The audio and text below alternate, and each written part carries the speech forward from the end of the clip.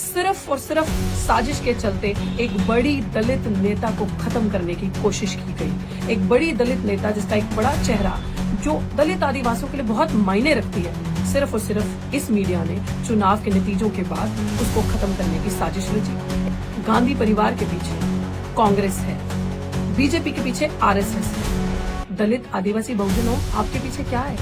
क्या है? किधर खड़े हो? इसने लात मारी तो इधर, इसने लात मारी तो इधर, दोनों में बस डोलते रहना। आपके पीछे क्या है?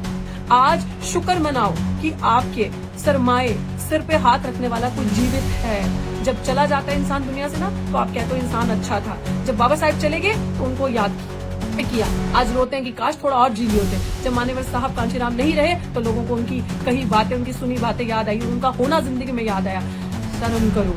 आज बहन जी आपके सर पे हैं, आज आपके सर पे हाथ है। लोगों को उस चीज का डर है कि आपका सरमाया आपके सर पे है, तो उस चीज की वैल्यू करो, उस चीज को इतना क्रिटिसाइज मत करो, मत उनकी पिच पे उनके रूल्स के हिसाब से मैच खेलो। साथियों, मैं डॉक्टर रितु सिंह। बहरहाल हम लोगों को सोशल मीडिया पे बहुत पहले ही जुड़ जाना चाहिए था, लेकिन खैर वक्त ने जब इजाजत दी, आप सबके सामने चुनावी माहौल के बाद चुनावी नतीजे 4 जून को आपने उसका प्रमाण देखा। और इसके सामने एक बहुत बड़ी साजिश जो खुल के नजर आई। मैं नहीं जानती कि आप उस साजिश को देख पाए या नहीं देख पाए, मैं नहीं जानती कि आप वो चालाकी पकड़ पाए या नहीं पकड़ पाए, लेकिन हम उस चालाकी को समझ भी पाए और पकड़ भी पाए। अचानक से वो दर्द, अचानक से गोदी मीडिया का, इंडियन मीडिया का कंप्लीटली डिफरेंट नैरेटिव चलाना, जिस इंडियन मीडिया ने पूरे चुनावी दौर के माहौल में एक बार भी उन लीडर्स का जिक्र नहीं किया, एक बार भी टीवी अखबार ने ना ही दिखाया, ना ही अखबारों ने उन लीडर्स के बारे में छापा। सिर्फ और सिर्फ साजिश के चलते एक बड़ी दलित नेता को खत्म करने की कोशिश की गई। एक बड़ी दलित नेता जिसका एक बड़ा चेहरा जो दलित आदिवासियों के लिए बहुत मायने रखती है, सिर्फ और सिर्फ इस मीडिया ने चुनाव के नतीजों के बाद उसको खत्म करने की साजिश रची। एक नैरेटिव ऐसा चलाया, अखबारों ने ऐसा छापा, हर एक उस इंसान का इंटरव्यू, ओपिनियन छापे जो कभी मैटर ही नहीं किए होंगे, जो हमेशा उस पर्टिकुलर तबके का बुरा ही चाहते होंगे, हमेशा उनके बारे में इग्नोर ही किया होगा, उनके बारे में कभी दिखाया नहीं होगा। एक बड़ी दलित नेता को मिटाने के लिए, खत्म करने के लिए साजिश रची गई। और मेरा ये मानना है, और तमाम वो लोग जिनके बीच में आज ये बात रख रही हूँ, तमाम वो लोग जो दलित, आदिवासी, पिछड़ा समाज, माइनॉरिटीज, मुस्लिम, क्रिश्चियन, दलित, बौद्ध, ये एक जो बहुसंख्यक तबका बनता है, मैं इनके बारे बीच में ये बात रख रही हूँ। मुझे लगता है आप मेरी बात को काफी हद तक समझोगे। मैं ये बात का एहसास दिलाना आपको क्यों जरूरी है कि इंडियन मीडिया और इंडियन पॉलिटिक्स खास करके अगर मैं बात करूं तो एक दलित बहुजन राजनीति के बिना अधूरी है, और एक दलित लीडर के बिना, ट्रू लीडरशिप के बिना इंडियन पॉलिटिक्स कभी सर्वाइव ही नहीं कर सकती और कभी चल ही नहीं सकती, जो उनके हकों की बात करता हो। और इंडियन मीडिया ने आपको क्या दिखाया? अपने दिल पे हाथ रखिए और पूछिए अपने आप से कि इंडियन मीडिया ने पिछले 3 महीनों से जब से ये चुनावी माहौल बना है, सिर्फ आपको 2 चेहरे दिखाए और 2 विकल्प दिखाए, नरेंद्र मोदी वर्सेस राहुल गांधी। सिर्फ ये 2 चीजें करके दिखाई। कभी इन्होंने बात ही नहीं की बहन कुमारी मायावती जी की, कभी इन्होंने बहुजन समाज पार्टी की बात ही नहीं करी। और मुझे एक बात आप बताएं, मैं उस समाज से, उन लोगों से ये चीज पूछना चाहती हूँ जो आज ब्लेम गेम खेल रहे हैं कि हम लोग हार गए चुनाव, बीएसपी की वजह से 16 सीटें बीजेपी ले गई। तो मुझे एक बात बताओ भाई, ठेका लिया है क्या? डेमोक्रेसी है, डेमोक्रेटिक कंट्री है वो। इस डेमोक्रेसी में एक नेशनल पार्टी सभी की सभी, पूरी की पूरी यूपी की सीटों पे चुनाव लड़ेगी, और जब देश में चुनाव होगा तो पूरे देश में अपने दम पे चुनाव लड़ा जाएगा। पार्टी की गलती नहीं, गलती उन लोगों की है जो ये भूल जाते हैं हमारा असली घर कहाँ है। गलती कोई बात नहीं, स्ट्रैटेजी कभी फेल होती है, कभी हिट होती है, स्ट्रैटेजी बदली ऊपर नीचे जा सकती है। आप लोग जो आज पिछले 1 हफ्ते से ये नैरेटिव चल रहा है, उन लोगों को भी मैं बताना चाहती हूँ। मैं उस सवालों के भी जवाब दूंगी जो आप लोग मुझसे कर लो, लेकिन मैं आप लोगों को ये बात जरूर बताना चाहती हूँ, गांधी परिवार के पीछे कांग्रेस है, बीजेपी के पीछे आरएसएस है। दलित, आदिवासी, बहुजनों, आपके पीछे क्या है? क्या है? किधर खड़े हो? इसने लात मारी तो इधर, इसने लात मारी तो इधर, दोनों में बस डोलते रहना है। आपके पीछे क्या है? और जो लोग मेरी बात समझ पाए, बहुजन समाज अगर मेरे को देख रहा है और मेरी बात सुन रहा है, समझ पा रहा है, तो आपके पीछे सिर्फ और सिर्फ मात्र एक विकल्प, आपकी अपनी पार्टी, बहुजन समाज पार्टी, जो एक विचारधारा पे आधारित पार्टी है, जिसके पास विचार है, जिसके पास आइडियोलॉजी है, जो सिद्धांतों पे कायम पार्टी है, जो किसी का बुरा नहीं करेगी, जो छल कपट जाति के नाम पे लोगों के साथ अत्याचार नहीं करेगी, जो किसी का हक नहीं खाएगी, जो आपके साथ खड़ी होगी। आप बहन कुमारी मायावती जी पे बात करते हैं, आप उन पे लांछन लगाते हैं, आप उनको बताते हैं कि वो सड़कों पे नहीं आती, तो ठीक है, आप आज मुझे बताएं कि दिल्ली विश्वविद्यालय से मैं पढ़ी हूं, दिल्ली विश्वविद्यालय में मैंने आंदोलन किया, डॉक्टर रितु ने, दिल्ली विश्वविद्यालय में तमाम टीचरों को डिस्प्लेस किया गया, हटाया गया, तो आप मुझे इस चीज पे बता दें कि कहां ये जो गठबंधन, ये जो इंडिया अलायंस अभी बना है, कितने धरने किए उन्होंने, कितने सड़कों पे उतरा ये इंडियन अलायंस, कितना ये जो गठबंधन बना है, कितना जो टीचर्स डिस्प्लेस जिनकी थाली से निवाले छीने गए, उनके लिए आके सड़कों पे बैठ के धरना की और मांग करी न्याय की और बोला कि इनको वापस प्लेसमेंट दी जाए, वापस इनको लिया जाए जॉब्स पे, इनका डिस्प्लेसमेंट गलत है, हम इनके लिए धरना करेंगे। क्या आम आदमी पार्टी, क्या कांग्रेस, क्या अन्य अलायंस का जो पार्ट बने हैं, समाजवादी पार्टी या और पार्टीज ने कितने धरने आपके लिए किए, कितने सड़कों पे आपके लिए तमाम लड़ाइयां लड़ी, या 229 दिन का धरना जो आपकी बेटी डॉक्टर रितु करके आई, उसके लिए कितना साथ दिया और कितना बैठे। बहुत आसान होता है कि जब आपका कोई लीडर बैठा है ऊंची पदवी पे, क्योंकि वो दलित समाज से, क्योंकि उन्होंने सब सहा है और वो महिला है, बहुत ईजी होता है पानी उस तरफ गिरना जहां ढलान है, लांछन लगाना, ये बहुत आसान है ये काम करना। लेकिन आप याद करें वो दौर, और डॉक्टर रितु से आप ये पूछते हैं कि ऐसे तमाम, अभी मैं कमेंट्स के स्क्रीनशॉट्स डालूंगी, आप जरूर देखिएगा। मुझे लोगों ने ये सवाल किया कि लीडर तो आप बहुत अच्छी हैं, बहुत अच्छा काम किया आपने, बहुत अच्छा डिसीजन लिया पॉलिटिक्स करने का और पॉलिटिक्स ज्वाइन करने का और चुनाव लड़ने का, लेकिन पार्टी बहुत गलत चूज करी। मतलब आप जानते भी हैं मुझे आपके वेरिफिकेशन की, वैलिडेशन की जरूरत नहीं है, एंड यू आर सेइंग कि we used to follow you. Please don't follow me, क्योंकि आप मेरे सिद्धांत, आप मेरे विचार कभी नहीं समझ सकते, आप उन चीजों को, उस दर्द को कभी नहीं समझ सकते। डॉक्टर रितु ने जो स्टैंड 10 साल पहले से, जब से संघर्ष करिए, जो लिया था, आज भी उसी स्टैंड पे खड़ी है, आज भी वो स्टैंड कायम है, आज भी वो विचारधारा, वो अम्बेडकरवादी, वो समानता की, स्वतंत्रता से पहले जो समानता की बात करता हो, जो सिद्धांतों पर चलने का जो सर ना झुकाता हो, जो हर एक को उसके राइट्स के, अधिकारों की बात करता हो, आज भी उन सिद्धांतों पर खड़ी है। अगर किसान का आंदोलन चल रहा था तो किसान मजदूर का नारा लगा के बुलंद आवाज से उनकी आवाज बनी। सीएनआरसी में अपने दलित गरीब भाई जिनके पास दस्तावेज नहीं है, अपने मुस्लिम भाई जिनको सताया जा रहा था, भाई बहन जिनके पास दस्तावेज नहीं है, जिनके पास पर्चे दिखाने की बात की जा रही थी, तो बुलंदियों से उनकी आवाज उठाई। हर आंदोलन में पहलवान बच्चों के साथ, जब देश का मान सम्मान, उनके साथ अत्याचार हो रहा था, उनके साथ कंधे से कंधा मिला के खड़ी रही, और जब अपनी बारी आई, जब अपनी बात आई, तो वो न्याय, वो इंसाफ जो रोहित वेमुला से लेकर डॉक्टर रितु को मिलना चाहिए था, उसके लिए बुलंद आवाजों में लड़ी।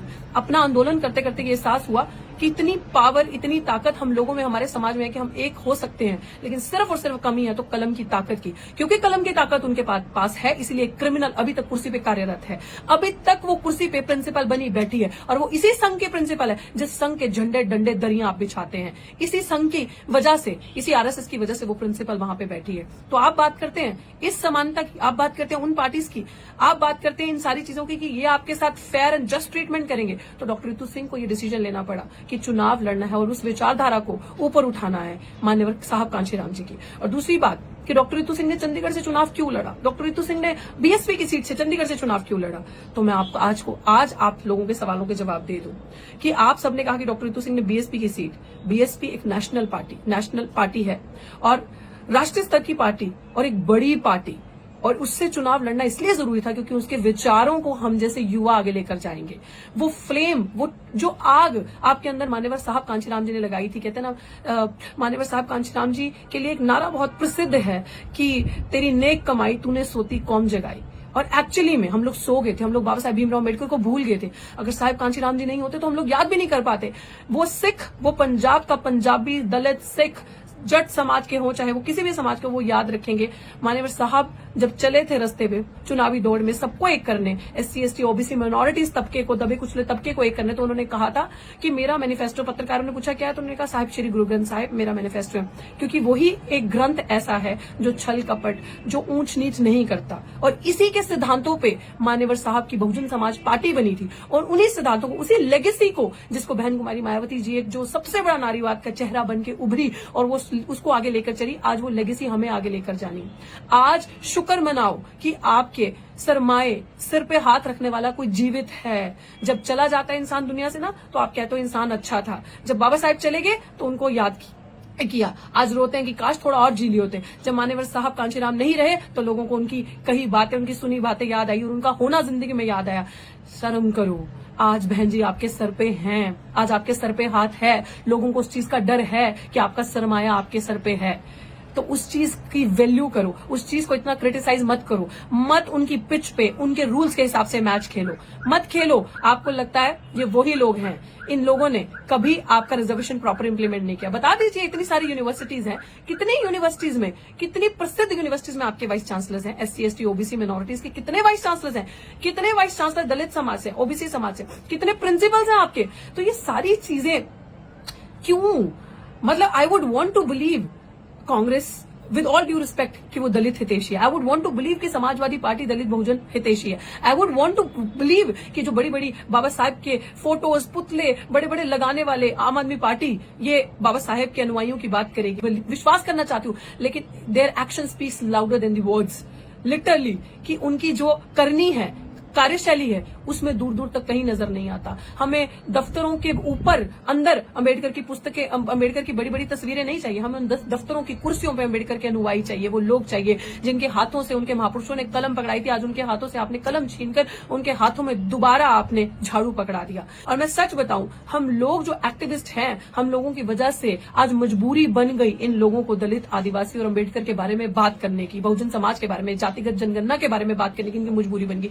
हम लोगों ने वो पर्चे झेले, हम लोगों ने वो डंडे, वो लाठी, पुलिस की वो डिटेंशन होना, वो डिटेन होना, वो जेलें हम लोगों ने झेली हैं। हम लोग जेलों तक पहुंचे आंदोलन करके, जिसमें हमने दलित आंदोलनों की बात करी, जिसमें हमने रिजर्वेशन को प्रॉपर इंप्लीमेंटेशन की बात की, एससी एसटी एक्ट के डिल्यूट हो रहा था उसको बचाने की बात करी, रोस्टर मूवमेंट लड़ा हमने, इस तरीके के बड़े बड़े एब्जॉर्प्शन मूवमेंट लड़े। जब हमने ऐतिहासिक मूवमेंट्स जब लड़े, आंदोलन को सड़कों पर जीवित रखा, उस वजह से सरकारों को एहसास हुआ कि कितना जरूरी है इंडियन पॉलिटिक्स में दलित बहुजनों की बात करना और दलित लीडर्स को जिंदा रखना।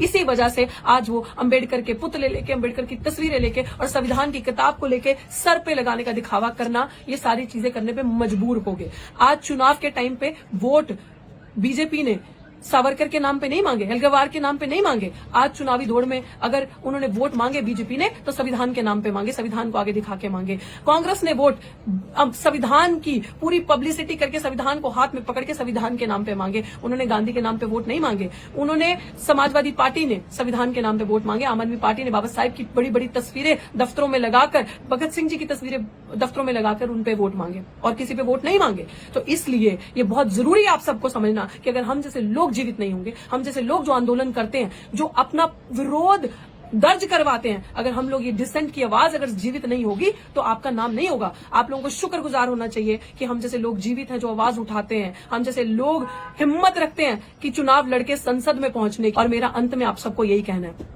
कि शेर घायल हुआ है, मरा नहीं है, और बहन जी का कमबैक बहुत स्ट्रांग होगा, ये मैं दावा करती हूँ। और मैं जिन लोगों ने आज सिर्फ और सिर्फ इसके नाम पे वोट दिए हैं, इंडियन अलायंस को, ये सोचकर कि हमने सिर्फ बीजेपी को हराना है तो हमें वोट गठबंधन को देने हैं, उन लोगों को एहसास होना चाहिए और आज देखना चाहिए। तो क्या गठबंधन जीत गया? आज भी नरेंद्र मोदी ने अपनी सरकार बना ली, गठबंधन नहीं जीता, 5 साल और पीछे हो गए। जिन एससी एसटी ओबीसी एम्प्लॉयज ने ये सोचकर कि हमें पुरानी ओल्ड पेंशन स्कीम लागू हो जाएगी, 60 से 62 हो जाएगा दोबारा से वो चीजें एज, तो क्या गठबंधन जीत गया? तब भी सरकार नहीं बना पाए। इसीलिए ये चीज ध्यान में रखें कि कोई भी बड़े दलित नेता के बिना सरकार बनाना बहुत मुश्किल है। तो खैर, आप लोगों को मेरा यही समझाने का तरीका था, बताने की बात थी कि आप लोग वापस आ जाएं अपने घर में। इज्जत, मान, सम्मान कहीं है, आपके पीछे कोई मजबूत बैक है तो वो बहुजन समाज पार्टी की है। वो आइडियोलॉजी, विचारों पे बेस्ड पार्टी है। तो आप लोग वापस जब अगले चुनाव आए तो अपनी पार्टी को मजबूत करें, जो आपके लिए लड़ेगी, जो आपको सब कुछ, आपके हक दिलवाएगी, चाहे वो प्रमोशन में हो, चाहे वो वाइस चांसलर, प्रिंसिपल बनाने तक हो, चाहे आईएएस ऑफिसर, डीसी, कलेक्टर बनाने तक हो, नेता बनाने तक हो। तो वो काम आपकी अपनी पार्टी करेगी जिसके पास विचार हैं। और क्या जो लोग ये इल्जाम लगा रहे हैं कि बहुजन समाज पार्टी ने अलायंस नहीं किया, इसी वजह से इंडिया गठबंधन हारा, तो क्या गारंटी है कि इंडिया गठबंधन जो भी गठबंधन बन के बैठा है उसके नेता वही कायम दायम रहेंगे? क्या गारंटी है वो छोड़ के नहीं जाएंगे? यही गठबंधन पंजाब में एक दूसरे के सामने लड़ रहा है, अगेंस्ट लड़ रहा है, और चंडीगढ़ में और राज्यों में, दिल्ली में एक दूसरे के साथ हाथ मिला के लड़ रहा है। ये गठबंधन नहीं, मैंने कहा ये ठग बंधन है। और मैं कांग्रेस की अच्छी बात आपको ये भी बता दूं, जिस तरीके से डॉक्टर, आपने बाकी सारे देखे, 16 सीटों पे चुनाव देखा, 16 सीटें तो बाकी जो 31-32 सीटें गठबंधन जीता है, तो वो फिर हमारी वजह से तो जीता, वो उसका श्रेय तो हमें जाना चाहिए। और डॉक्टर रितु को प्लेस करके बहुजन समाज पार्टी ने, जो चंडीगढ़ में, जहां सबसे बड़ी धांधली हुई, चंडीगढ़ में भाजपा की सरकार, सेंटर में भाजपा की सरकार, अभी विनिंग पार्टी जो थी चंडीगढ़ में वो बीजेपी की, और जो मेयर इलेक्शन में आपने घपले देखे वो प्रमाण आप सबने देखा। वहां पे बहुजन समाज पार्टी का अगर कैंडिडेट नहीं होता, डॉक्टर रितु चुनाव नहीं लड़ती, तो फिर से बीजेपी आती, बीजेपी फिर से अपनी सरकार, अपना कैंडिडेट वहां से जिता के ले जाती। लेकिन हमने जो ऐतिहासिक जीत वहां से एक किस्म से दर्ज करी बीजेपी को हरा के, वो काम हमने किया। लेकिन वहां पे भी इनके सांसद, जो इनके कैंडिडेट जो वहां से खड़े थे कांग्रेस के, उन्होंने भी हम पे लांछन लगाए, उन्होंने भी हमें बी टीम बताया। मतलब जो अकेले अपने दम पे लड़ेगा, या तो वो बीजेपी की बी टीम है, या तो वो किसी XYZ पार्टी की बी टीम है, या तो वो आरएसएस का संगठन से हो गया, जो अपने दम पे बात करेगा।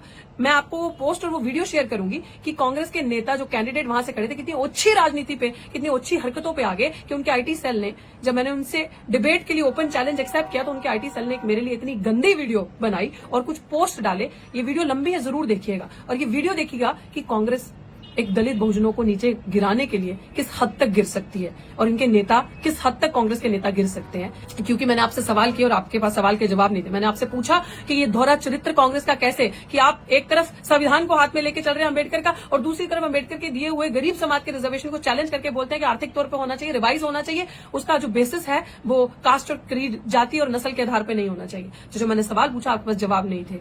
तो बहुत बड़ी बातें नहीं है, आप लोग जब कुछ नहीं होता हाथ में तो दलित बहुजनों को बी टीम बताते हैं, बहन जी को बी टीम बताते हैं, और उनके अनुयायी जो हिम्मत करके लड़ते हैं उनको आप बी टीम बताते हैं। ये वही लोग हैं जिन्होंने बाबा साहेब को अंग्रेजों का एजेंट बताया था, ये वही लोग हैं जिन्होंने CIA का एजेंट मान्यवर साहब कांशीराम जी को बताया, ये वही लोग हैं जो आज बहन कुमारी मायावती जी को बीजेपी की बी टीम बता रहे हैं। हमारे मायने में बीजेपी की बी टीम आप हैं। आप लोगों ने दुनिया मीडिया को कैप्चर करके, इंडियन मीडिया ने, इंडियन पॉलिटिक्स के अंदर, दुनिया के अंदर सिर्फ 2 विकल्प बता दिए, बीजेपी नहीं तो कांग्रेस, कांग्रेस नहीं तो बीजेपी। लेकिन जब तक हम जैसे युवा, जब तक हम जैसे बहुजन चिंतक, बहुजन समाज पार्टी, बहुजन समाज के इस तरीके के बच्चे जीवित हैं, तब तक हम ये होने नहीं देंगे। और कोई भी पॉलिटिक्स हमारे बिना अधूरी है। कोई भी सरकार अगर दलितों के वोट के बिना, आदिवासी समाज के, OBC के वोट के बिना बनती हो तो मुझे आप बता दें, कोई भी सरकार हमारे वोटों के बिना पॉसिबल नहीं है। ये चीज उन लोगों को सोचने की जरूरत है जिन्होंने भर भर के वोट उनको दिए और अपना घर कमजोर किया। तो आज वही काम आपने किया कि हम उसी टहनी पे बैठ के शेख चिल्ली बन के जिस टहनी को हम खुद काट रहे हैं, तो आप जबरदस्त मुंह के बल गिरेंगे। अभी भी वक्त है, और घर वापसी करें और अपनी पार्टी को मजबूत करें, अपने विचारों को मजबूत करें। मान्यवर साहब कांशीराम जी को झुठलाएं ना, बाबा साहब भीमराव अम्बेडकर को झुठलाएं ना, और दूर से बैठे ख्वाब ना देखें। वो लोग आपके लिए सड़कों पे जो नहीं आते, वो लोग आपके लिए और आपके संविधान के लिए क्या लड़ेंगे। आप लोगों ने संविधान की लड़ाई लड़ने की बेड़ा उठाया, उन लोगों ने संविधान की मार्केटिंग करके, पूरा नैरेटिव सेट करके आपके हाथ से वो कमान छीन ली, और मार्केटिंग करके संविधान के नाम पे वोट लेके सरकार बनाने की कोशिश करी, और एक ने तो बना भी ली। तो इसलिए जब तक आपका राज नहीं आएगा, तब तक आप यूं ही फुटबॉल बन के एक लात मारेगा तो दूसरी तरफ, दूसरे ने लात मारी तो दूसरी तरफ, यही होता रहेगा। और मेरा डॉक्टर रितु का आपको यही कहना है कि जो लोग ये कहते हैं कि we used to follow you, हम आपको फॉलो करते थे, और हम आज हम आपके इस डिसीजन से खुश नहीं हैं कि चंडीगढ़ ही क्यों। मेरी ड्यूटी मेरी पार्टी ने जहां लगाई, मैंने बखूबी से निभाई, और मैं अभी भी अपने सिद्धांतों पे कायम हूं कि इन फ्यूचर भी जहां पे भी मेरी ड्यूटी लगाई जाएगी, मैं उसी तरीके से फ्लैग लेके अपने बहुजन संघर्षों का इसी तरीके से आगे बढ़ती जाऊंगी और चलती जाऊंगी। न झुकूंगी, न हारूंगी, डटकर यूं ही सामना करूंगी, और अपने विचारों को, बाबा साहेब के विचारों को जो समानता की बात करता है, उसको इसी तरीके से कायम रखूंगी। और दलित पॉलिटिक्स के बिना आपकी राजनीति, आपके विचार अधूरे हैं। और मैं इसी शब्दों के साथ आप सबको ये कहना चाहती हूँ कि वीडियो को जरूर देखें, वीडियो को अंत तक देखें, वीडियो को शेयर करें, ताकि ये इंपॉर्टेंट मैसेज लोगों तक जाए, और खासकर उन लोगों तक जाए जिन्होंने पिछले 1 हफ्ते से बहन जी के बारे में, बहुजन समाज पार्टी के बारे में क्या क्या नहीं बोला। वो एक बड़ी नेता है समाज की, और वो जानती हैं, और बहुत अच्छे से मैं उम्मीद करती हूँ कि वो भी एक कमबैक, जिसे कहते हैं ना, स्ट्रॉन्गर देन द सेटबैक, वो वाली चीज होने वाली है। और जब तक हम जैसे लोग जीवित हैं, आप बहुजन राजनीति और इंडियन पॉलिटिक्स में नया दौड़ और नया मोड़ देखेंगे। शुक्रिया।